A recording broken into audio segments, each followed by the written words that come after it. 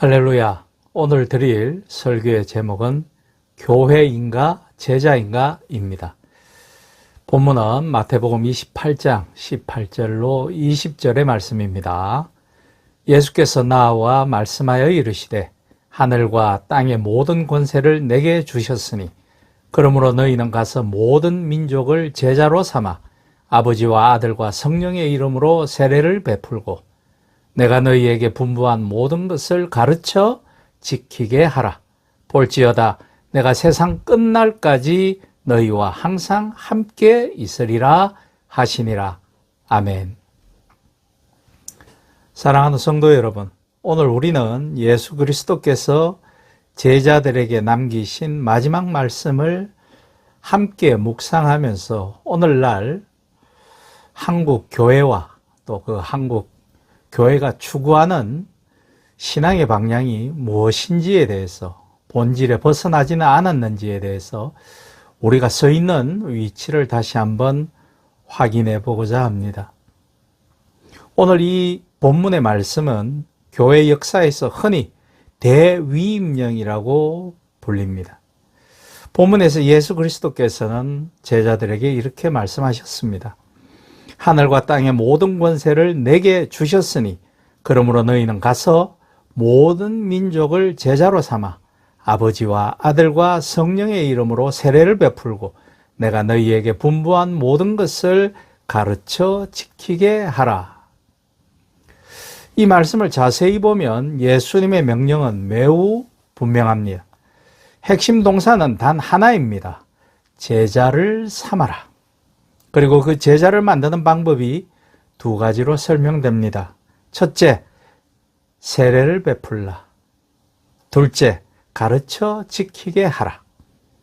즉, 교회의 본질적인 사명은 사람을 모으는 것이 아니라 사람을 변화시키는 것, 곧 제자를 만드는 것이라는 사실입니다. 그런데 우리는 여기에서 중요한 질문을 던지지 않을 수가 없습니다. 오늘날 많은 교회가 과연 제자를 만드는 교회입니까? 아니면 사람을 모으는데 혈안을 다 쏟는 교회입니까? 신약 성경에서 교회라는 말은 헬라어 에클레시아입니다. 이 말은 건물을 의미하지 않습니다. 예배당을 뜻하지도 않습니다. 본래의 뜻은 밖으로 부르심을 받은, 밖으로 불러내어진 사람들 또는 그 공동체를 뜻합니다. 즉, 죄 밖으로 불러내어진 사람들이라는 뜻을 가지고 있으며 또한 잘못되어진 삶의 길에서 돌이켜 바른 길로 불러내어진 밖으로 나온 사람들의 공동체라는 의미도 있습니다. 따라서 성경이 말하는 교회는 건축물이 아니라 사람이고 제도가 아니라 공동체이며 조직이 아니라 믿음의 삶인 것입니다. 그러나 교회의 역사를 보면 어느 순간부터 교회의 중심이 사람에서 예배당으로 이동하기 시작했습니다. 특히 중세시대에 들어서면서 교회는 도시의 가장 중심에 거대한 성당을 세우기 시작합니다. 예를 들어 프랑스의 노트르담 대성당이나 로마의 성 베드로 대성당과 같은 거대한 건축물들이 등장하기 시작했죠. 이 건물들은 웅장하고 아름답습니다. 그야말로 신적 권위를 드러내기에 충분합니다. 오늘도 사람들이 그곳에 가서 감탄사를 건물을 보면서 자아내곤 하지요. 그러나 그 안에는 신자들이 없습니다. 그리고 동시에 교회의 중심이 제자 양육에서 제도와 권력으로 이동하는 역사적 전환점이 되기도 하였습니다. 교회가 건물을 중심으로 운영되기 시작하면 자연스럽게 이런 질문이 생깁니다. 어떻게 하면 더 많은 사람들을 끌어모아 이 공간을 채울 것인가? 어떻게 하면 교회를 더 크고 웅장하고 성장하는 교회처럼 보이게 할 것인가? 여기서 본질에 벗어난 변질이 일어나는 것입니다. 그러나 예수님의 질문은 이것입니다. 어떻게 하면 많은 사람들을 제자로 만들 것인가? 현대 교회 안에는 흔히 교회 성장주의라고 불리는 흐름이 존재합니다. 한때 한국 교회는 이 교회 성장주의가 태풍처럼 불어 많은 성직자들, 많은 목회자들을 그 태풍으로 침몰시켰습니다. 그 태풍은 여전히 불고 있습니다. 이런 사상은 교회의 성공을 주로 숫자와 규모로 평가합니다.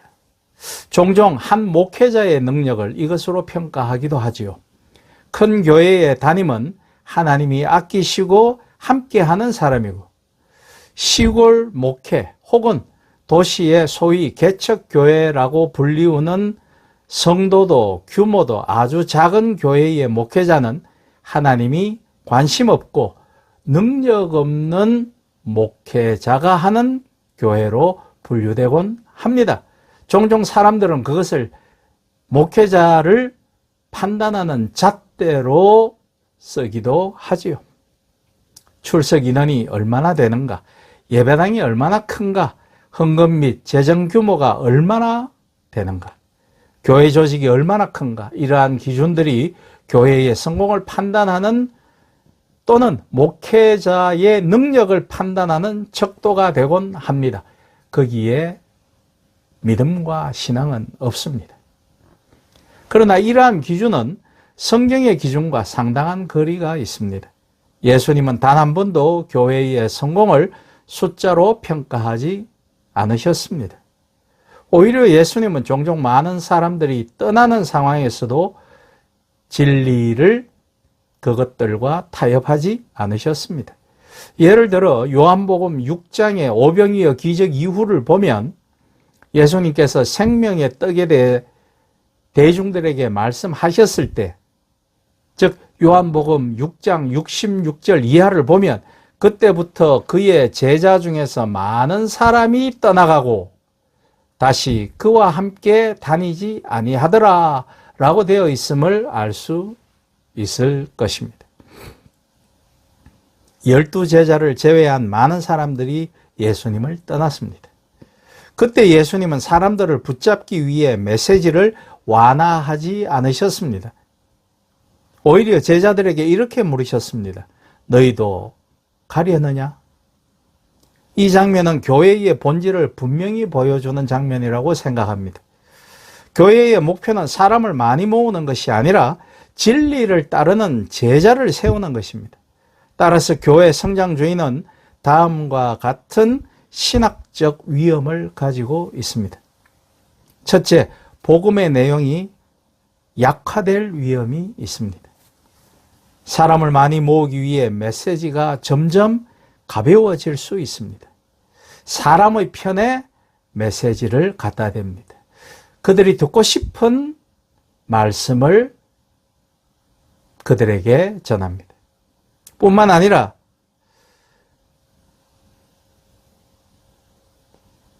저 차원의 또는 이데올로기 모임으로 변질되어 생명의 말씀이 아니라 저주와 갈등을 부추기는 말씀의 난장판으로 변개될 위험도 있습니다. 둘째, 교회가 소비문화에 편입될 위험이 있습니다. 이 말씀을 다시 말씀드리면 교회가 그저 자본주의의 조직으로 변화될 모습이 위험이 있다라는 것입니다. 성도는 예배자가 아니라 종교 소비자가 되고 교회는 종교 서비스 제공 기관이 될 수 있다라는 뜻입니다. 그러면 성도가 듣고 싶어하는 일시적인 위로의 말씀과 축복의 말만이 교회를 채우게 됩니다. 그들은 위로를 받고 그 위로에 대한 대금을, 요금을 지불하는 곳이 교회가 되어버린다라는 뜻도 됩니다. 그 누구도 성도를 꾸짖고 바른 믿음을 제시하는 모험을 하기 싫어하는 기독교 풍토가 제시되어지는 것입니다. 마치 오늘날의 한국 교회의 대부분 교회의 모습이랄까요? 가슴 아픈 이야기, 나를 내리치는 째찍과 같은 설교는 듣기 싫어합니다. 일주일 동안 피로를 안고 교회에 나왔는데 우리를 좀 위로해주고 우리의 기운을 좀 북돋아주는 축복의 말씀만 전해주면 안 되냐고 그렇게 목회자들을 몰아세우고 목회자들은 교회의 운영을 위해서 그들의 말을 들을 수밖에 없습니다. 복음이 변질되는 것입니다. 세 번째, 목회가 기업 경영처럼 변할 위험이 있습니다. 아니, 이미 변해버렸습니다. 목회자는 영적 지도자가 아니라 경영자가 되고 교회는 종교기업처럼 운영될 수 있습니다. 이러한 변화는 결국 교회의 변질을 악화시키겠죠. 예수님의 사역을 다시 생각해 보면 놀라운 사실을 발견하게 됩니다. 예수님은 3년 동안 사역하셨지만 거대한 조직을 만들지 않으셨습니다. 예수님은 단 한 번도 사람을 끌어 모아라, 더 모아서 우리가 여기 큰 건물을 짓고 성전만큼의 거대한 건물을 짓고 여기서 우리 예배하자, 그렇게 말씀하지 않으셨죠. 거대한 건물을 세우지 않으셨습니다. 대신 예수님은 오로지 12명의 제자에게 집중하셨습니다. 그 제자들은 특별한 사람들이 아니었습니다.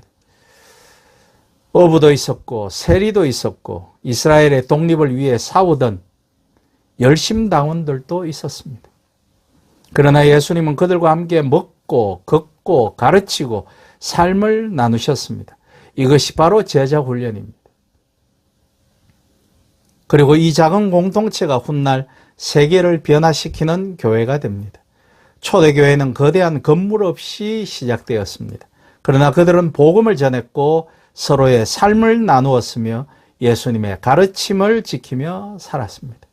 그래서 사도행전을 보면 교회의 성장은 단순한 숫자의 증가가 아니라 삶의 변화로 나타나는 것을 보실 수 있을 것입니다. 그렇다면 오늘날 우리가 회복해야 할 교회의 모습은 무엇일까요? 진정한 교회는 사람을 모으는 교회가 아니라 사람을 변화시키는 교회여야 합니다. 진정한 교회는 건물을 키우는 교회가 아니라 제자를 키우는 교회일 것입니다.